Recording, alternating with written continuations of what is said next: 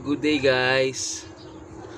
Update ko nga pala kayo dito sa aking crayfish farm. Bagong linis. Kasi chinek namin kung meron na siyang bird female. Sa 11 na breeder namin. Yung 5 babae puro buried na.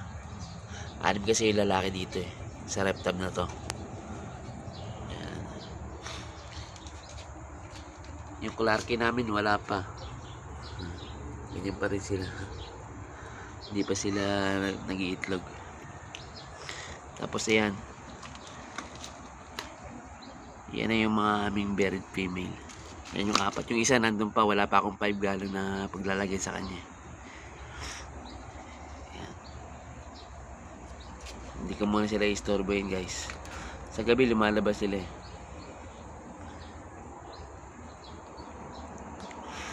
I-video ko sila pagka yung lumabas sila. Papakita ko sa inyo guys.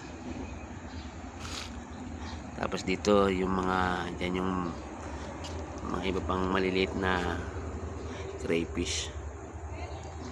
Yan, yung dalawang reptab na yan.